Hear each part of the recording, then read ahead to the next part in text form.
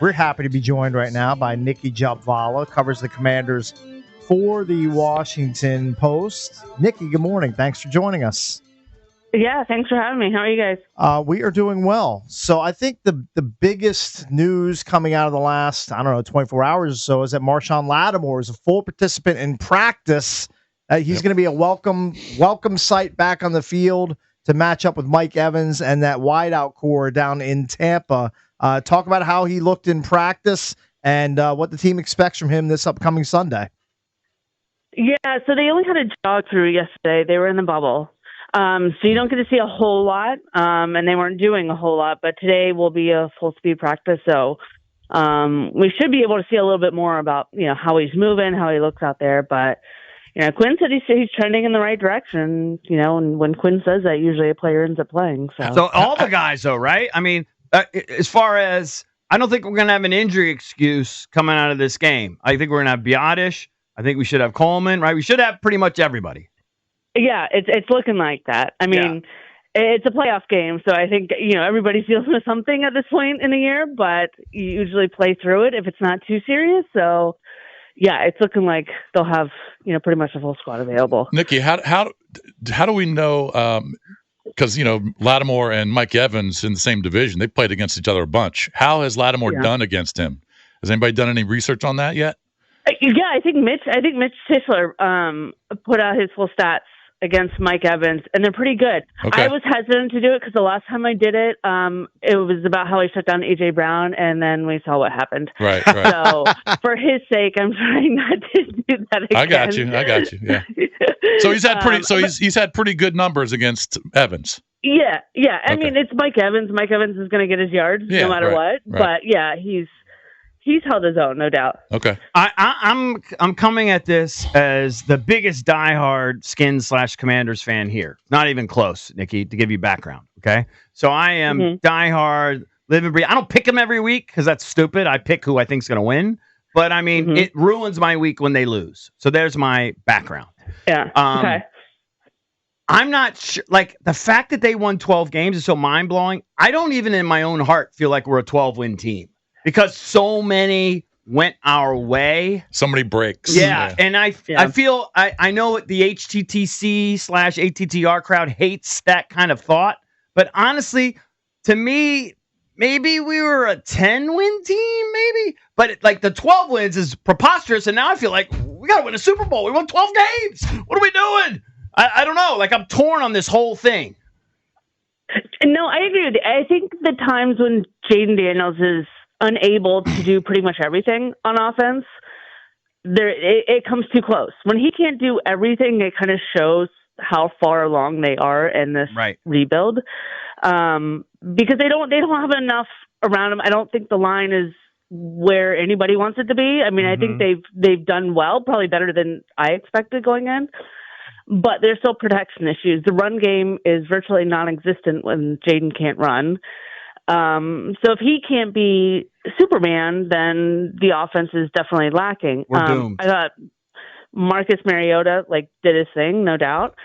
But, they still got a ways to go. And this offseason is going to be huge because they're going to have to turn over the roster if they don't re-sign everybody. They got so many free agents because so many guys signed 1-2-year deals. It's going to be a mini overhaul this offseason. So, I think they have work to do. I think what's got him here is Jayden Daniels. Right. And how far? No, I mean, but in other words, I was trying to make the argument with the guys they won 12 games. Typically, a 12-win team should be one of the favorites to win a Super Bowl, and I don't think that they are. Yeah. No, I think that the defense, for one, doesn't look like a 12-win defense. They've certainly made improvements. They got talent on that side of the ball, but the run defense is still leaky. The secondary is by no means complete. So they still have issues on both sides of the ball. But and when you put it close against teams like the Saints, who they should have handily defeated, that's when the win-loss record doesn't tell the full story. Right. Well, the one thing Tampa can do is they can score points, but their pass defense is not good. I know they've had a bunch of injuries in the secondary. But, man, I was watching Spencer Rattler last week, and he was kind of moving the ball up and down the field. And then Tampa finally woke up in the fourth quarter and scored some late touchdowns. But I kind of feel like Washington can move the ball through the air in this one.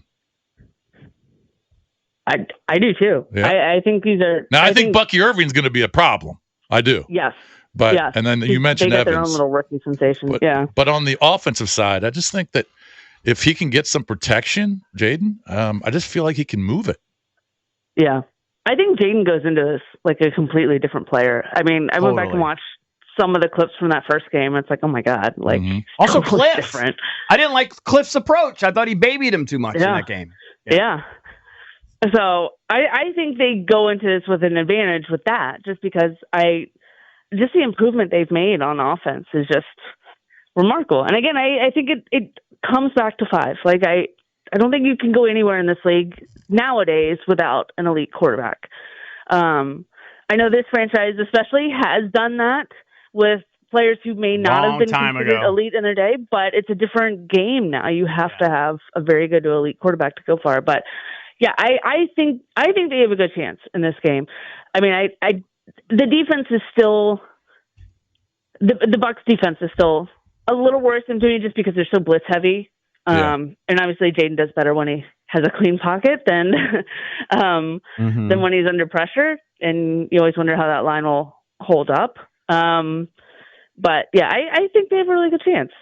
Does Kingsbury anyway, because I don't want to get on a 5 a.m. flight to do locker room cleanup the next morning. Understood. Does Kingsbury seem overly concerned at the fact that the quarterback has been leading them in rushing basically for every game in the last month? That continued with Mariota in the win over the Cowboys. Or are they just going to lean right into Jayden and say, look, we need you to rush for 80 or 90 yards to keep us competitive against Tampa?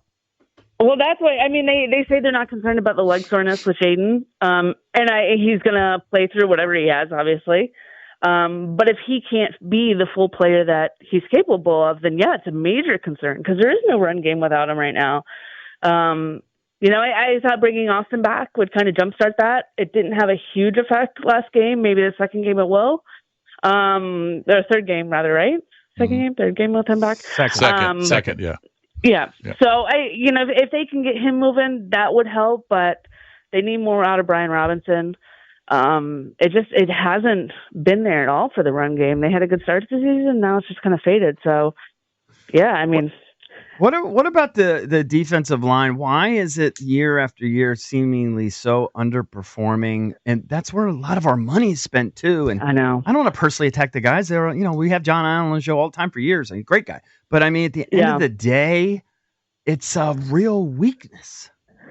I know. They went from having 4 first-round picks that didn't really mesh well together. Yeah. I thought the line has been their best when they've had 3 of the 4 first-round picks. When it was Montez, John Allen, and Daron Payne with, one of the other edge rushers on the side.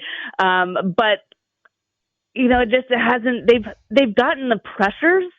They haven't always gotten home, but the run defense is the real concern to me. And yeah, I mean, then losing John Allen for 9 games. Daron Payne hasn't looked like Daron Payne for probably a couple seasons now. I think he's had 4 sacks in each of the last 2. Right. After having his big monster season that landed him the contract. So yeah, I think it's probably been frustrating for them, frustrating to watch. But yeah, the line hasn't been what you would expect for a while. I do think Dorrance Armstrong has been pretty solid. I agree. I think he's and guys like Dante Fowler have been unbelievable at times. Yep. Yeah, I don't want to get ahead of ourselves, and I agree with you. I think they can win this game. I'm actually going to pick them to win this game. I don't know. Who knows what happens after that, but I don't want to get ahead of us. But, are they going to bring Ertz back? Are they going to bring Wagner back? Those guys were kind of like key guys, and they're like a million years old. Right. Wagner's going to be, 34, right? Yeah. Yeah, I mean, he's one especially because he's still playing at a pretty high level. He's not, the same guy he was, 10 seasons ago, but he's in a 3-foot circle. He's pretty good. He's the quarterback of the defense. Yeah, I would absolutely bring him back on another 1 year. I think it's going to be up to him if he has, what if Seattle comes back and offers? Will he turn that down? I don't know. I don't know if they will offer, but It'll be interesting to see what kind of market they do have because of their age, but also because of their production. So, I mean, they're not paying me Adam Peters money, but, I would bring it back just because I think this is still a team in transition, and you need guys like that, especially as you're going to make many more moves this offseason. So we'll see, though. Nicki, another veteran who really shined when he was called upon is Marcus Mariota. Like, do you think he's going to garner any sort of interest on the market? Because if my memory serves correct, he only signed a 1-year deal to come here and play. Like, is he in the plans for next year? I know it's a little early to forecast that, but I would guess, like, he seems to be a really high-level backup in case Jayden misses time. Do you think he's in the plans going forward? I think it's very possible. I think he could also have a market. I think quarterbacks are always worth their weight in gold in this league. I think, you see so many times mediocre quarterbacks getting picked up and going from team to team just in a reserve role. I think he had a very good year, and I think he really showed what he can do in that backup role, which I think is the second most important position on the field, honestly. Especially here. We've seen so many times where a backup has to step in and start or close out a game countless times. So I could see them bringing back. I think it'll depend on sort of what his market will be and what he wants to do. But he's been extraordinary for Jayden, for the team. Just his reliability in stepping in to close out games. He's done it twice now.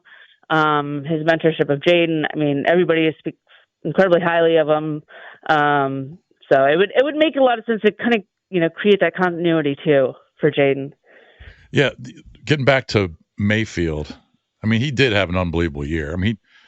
41 touchdowns, 4,500 yards, completed over 71%. I think his high for touchdowns, his best, I think was about 27. So Liam Cohen, the OC, whatever they're doing, and obviously he's got really good receivers, but do you think that that Witt's going to bring guys to try and force him to throw the ball a little sooner now that Lattimore's, we presume he's healthy, and he can just kind of play on an island with Evans? Or do you think they'll have to bring some guys to kind of force him to throw the ball out there? But I don't know, man. Mayfield is just on fire. He's on fire, and he's got weapons around him. When you got a back like Bucky, you got Mike Evans in the pass game.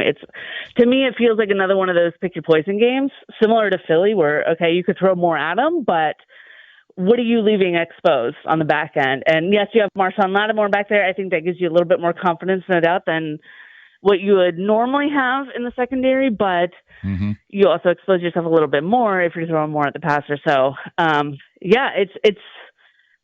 I think it's a tough challenge. They're not viewed in the same light as, the Eagles, Bills, the top teams, but they have some.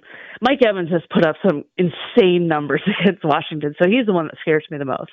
Yeah. Nicki, thanks as always for the time. Safe travels down to Tampa, and we'll talk to you again soon.